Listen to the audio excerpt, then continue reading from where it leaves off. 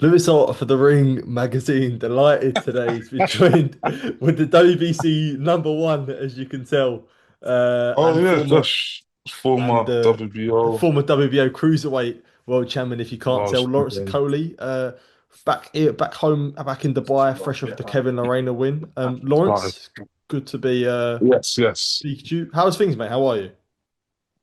Yeah, I'm all good. I'm all good. Thank you for asking. How are you? All good, all good, all the better for speak to yourself. Yeah, obviously Ah, fresh thank off of you. the win against Kevin Lerena a couple of weeks ago at Wembley. Yeah, I guess what were your reflections on that fight and that win on a big stage and obviously putting yourself in a good position again? Yeah, I felt good with it. Obviously prior to the fight, getting 5 weeks notice to box someone like Lorena, not many people take it. As he said, he's a tricky style to get ready for, an explosive, powerful southpaw. But you know what, we did it. And I was happy to, get the rounds. The main reason why I took the fight is because I wanted to get, not necessarily rounds, but to do a bit more. The last year I got two first round knockouts. This one I wanted it to go a little bit longer, just to have that ring time. So in one essence, I'm happy. Obviously, I got the win. Won pretty much every round, and I did that with a torn bicep. But ultimately, um, yeah, like I said, I'm happy with it. For yourself, look, the knockouts are lovely, and you've got a lot of experience with that being a professional and as an amateur. But do you feel like that ring time is extra important as a heavyweight? It is, but you don't want it. Like I didn't want to do 10 rounds, but Lorena's a good fighter. I'm not saying he's does it, but he is world level. He's a world champion currently, giving a lot of the top guys some real problems.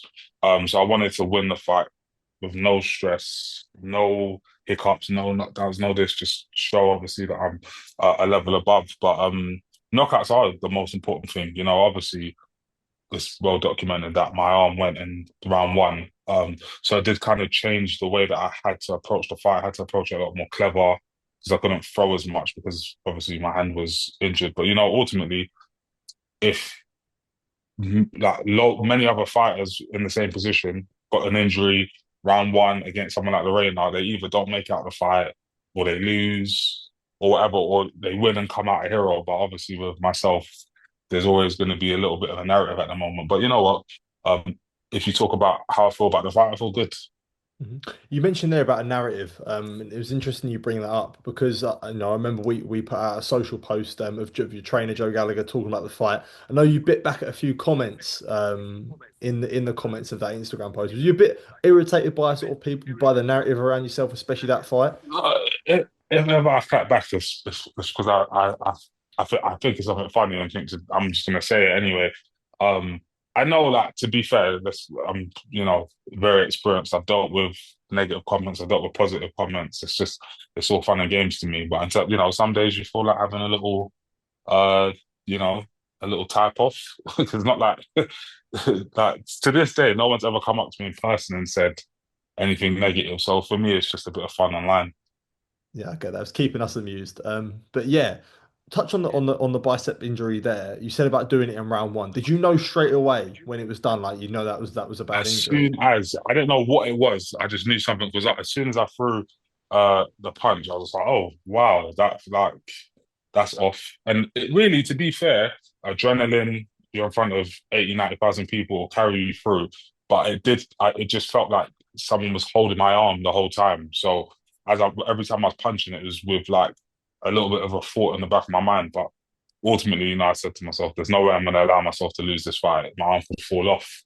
Do you know what I mean? So, um, yeah, could I feel it? Yeah, absolutely. But stuff like that, you don't really let it deter you. So, especially if it's your arms. I think if your leg goes, it's a bit more obvious. Hmm. But with your hands, you can feign or you can, I had to just do a lot of other clever stuff to kind of hide it through the fight.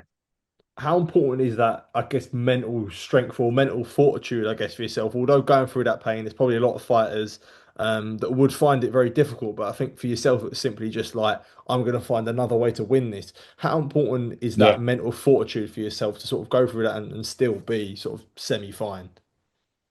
Yeah, I think it's a mix. I think to be fair, as much as we all have knockouts and everyone talks about my big right hand and stuff like that, I've got good tactics and good overall boxing IQ, so I can still find other ways to win fights. Sometimes like I've had to change those tactics over the years, but ultimately in this fight, like I just box sensible. If you think about it, like reasonably, I just box sensible. Um, took all of these advantages away from them and just won convincingly and won wide. Mhm. What's the sort of the injury period, I guess, with the bicep? Like, how long do you feel like you see yourself out for? But it was still assessing it. They said that, to be fair, it's the type of injury that's not too dramatic. Do you know what I mean? To repair, it's just about obviously doing the rehab stuff properly, and we'll be out. Yeah, we'll be out very soon by the sounds of it. But you have to obviously manage it as time goes on. Okay, interesting stuff. And yeah, I guess look for yourself, WBC number one. It's no secret who obviously holds a WBC interim, and it's starting to get to that position now where mandatories are being called. You've seen the WBO being called. Hopefully, I'm sure you feel like WBC will be soon after that. Agit Kabayel being the interim champion, do you feel like there's at some point, and that's next in your sights would be a showdown with Kabayel? Yeah, I don't really like words like destined and stuff like that, but I think it's looking aligned. He's obviously interim champion. I'm silver, number one ranked. So I feel like depending on what Usyk does, because Usyk might decide he just wants to box Kabayel. He might decide he wants to box Parker. He might decide he wants to box someone else. So, I don't think much is going to move until Usyk makes that decision. But whether it's next or the immediate one after that, I think me and Kabayel are sort of, yeah, gonna fight. Do you know what I mean? And it's like I don't really see anyone else calling Kabayel out at all in the world. I haven't seen one boxer say, "I want to box Kabayel." I don't know if you have, and you could tell me, but I ain't seen no one saying it. So I seem to be the only one beating that drum. So we'll see when the time comes. Mhm. Would you be? I know you went to Poland to fight Rozansky. Would you be happy to go to Germany to fight Kabayel if it came Yeah, to of that? course. Yeah, like for me, where the fight is doesn't really bother me. Do you know what I mean? It's just about getting good preparation in and getting a fair shake. Where I think especially where something like the WBC and stuff like this, you get a pretty much a fair shake wherever you are in the world. So it's more so about, getting the opportunity and getting it won. Okay. And when it comes to Kabayel, a lot of people have this narrative around him saying he's sort of the boogeyman of the heavyweight division. He's the one that could potentially cause Usyk the most problems. You're confident in your ability. How would you feel like it matches up against Kabayel? And do you sort of read into that the narrative around him? Not from other people. I look at him as a boxer and as an opponent, and I'd be lying if I looked at him and said he's easy or I'm gonna knock this guy out. He's a good fighter. He's a very good fighter. He's strong. He's um good at mixing up his punches, head and body. He picks shots well. He's hard to knock out because I mean we saw Zhang land a great shot against him, drop him, and he got up to win the fight by stoppage himself. So he ticks all the boxes that you want to see from a heavyweight boxer, but ultimately I just feel like my matchup against a lot of these heavyweight guys, it will show. So if I put on the same performance that I put on against um Lorena, obviously with injury free, it's like and I win 10 or 12 rounds, like and then I win wide. I don't need to knock him out though I would love to.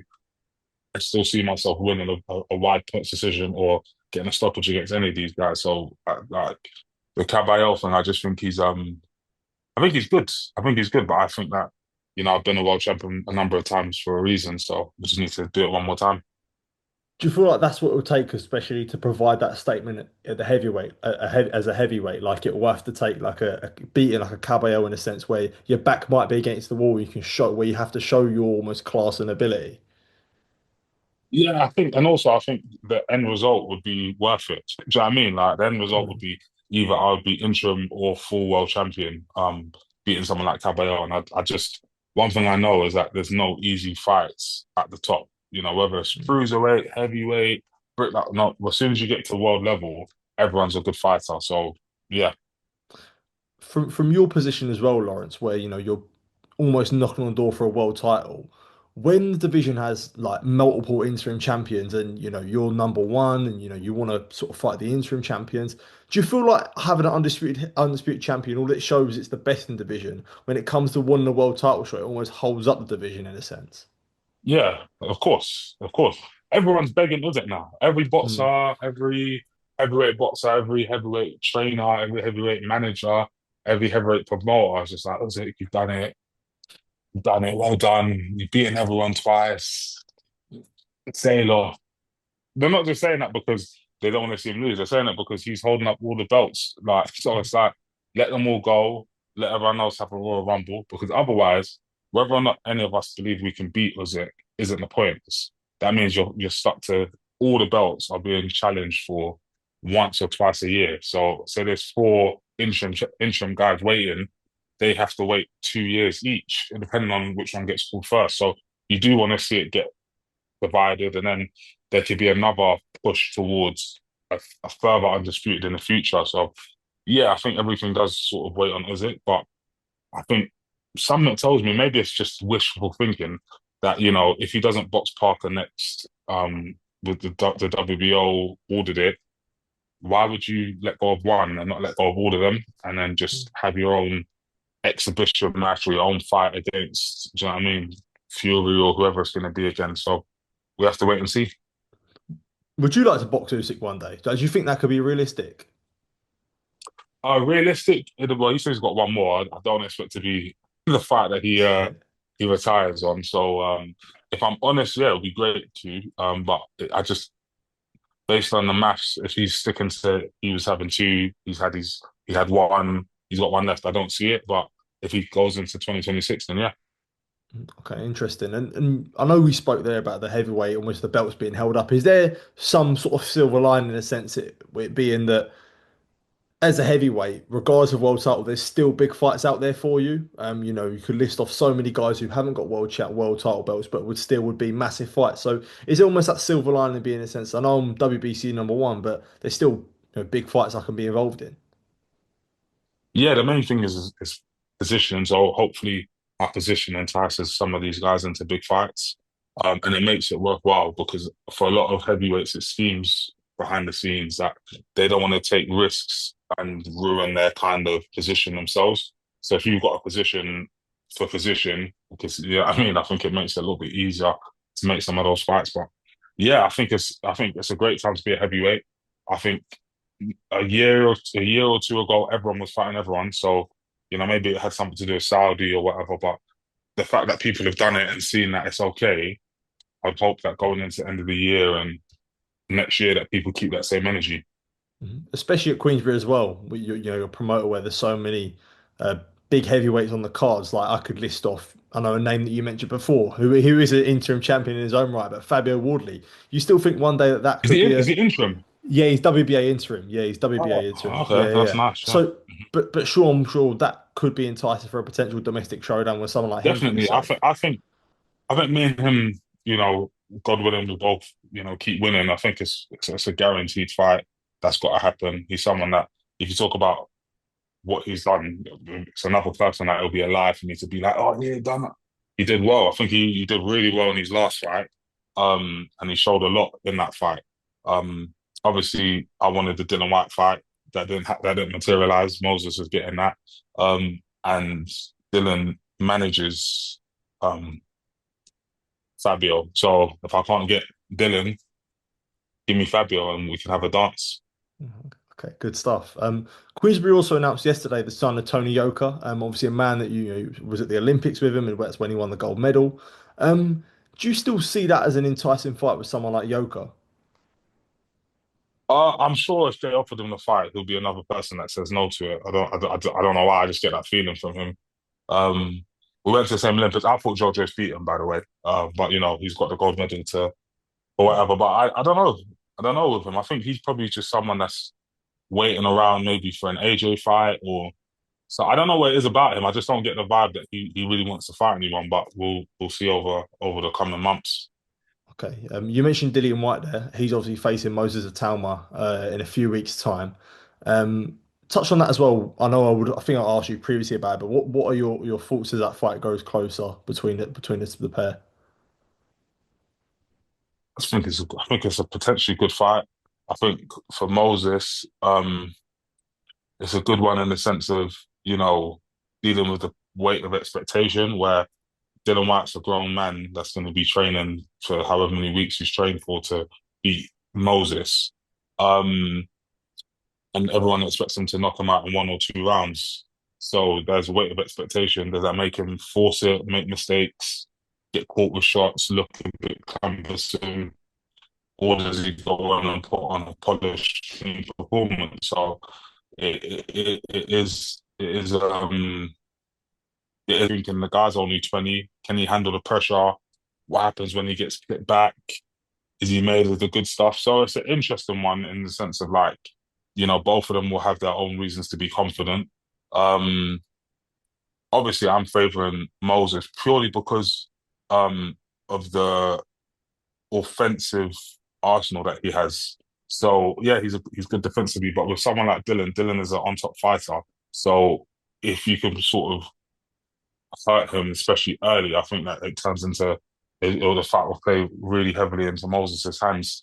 Um, Especially since we've seen Dylan sort of hurt in his last maybe 5 out of 7 fights, Rivas, Parker, Povetkin, the list goes on and on. So he can be hurt, and Moses is a good puncher. So those two things don't mix well if you're Dylan. However, if I'm getting closer to the fight, I'm thinking, hey, like, does Moses go for it, or does Moses box clever towards a stoppage? You know what I mean? So does it go into the middle rounds, and then when it gets into the middle rounds, how fresh is Moses still? Because we don't know what he's like when you get to round 6, 7, 8, 9.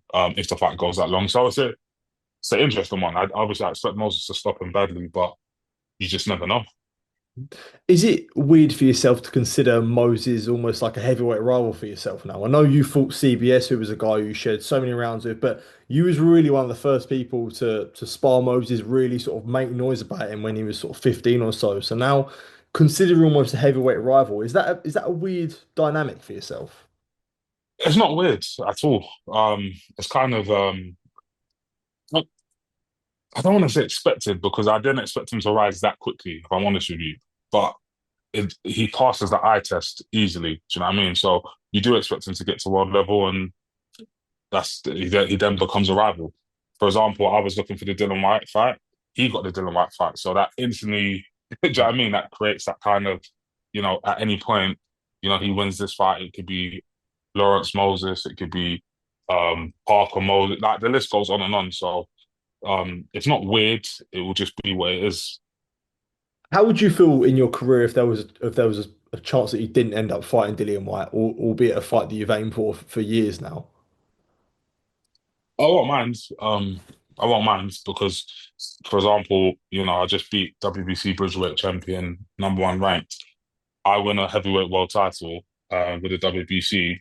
The Dylan White fight doesn't Mm. like it never meant anything. Do you know what I mean? So it's Yeah. like I'm literally 1 or 2 good performances away from making that dream come true. And no, it's not going to be easy, but I'm up for it. And I just feel like, you know, it's a hard one because I really don't like the whole I'm destined and blah blah. But when Mm. I look at it all, I'm just like, it's really there for me to do.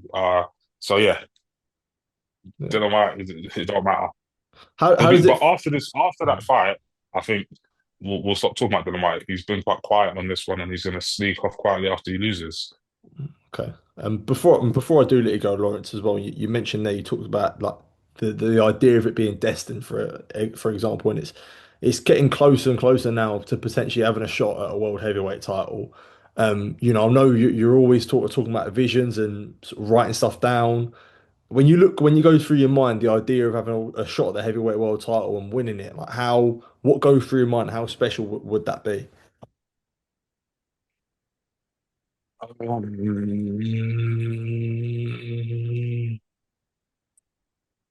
It would. It's hard to say. It's hard to say until it happens. Obviously, I could say the generic answer. It will mean everything Mm. to me, Yeah, of and course. blah blah blah. But it's hard to say. Obviously, no, it will obviously be the highlight of my career. Let's not be silly about it. But how it'll make me feel, I don't know, because I don't know if you get a real sense of, um, you know, like you've done it from boxing because it's only one chapter. But yeah, like I said, it's going to be fantastic. I believe it happens either end of this year or middle of next year. So I'll let you know when it happens. Good stuff. Look, Lawrence, always appreciate taking time to speak to me. Always good to catch up Thank and you. hopefully be catching up sometime soon with a timeline of return. Appreciate it as always, mate. Top man. Brilliant. Much Thank love. you.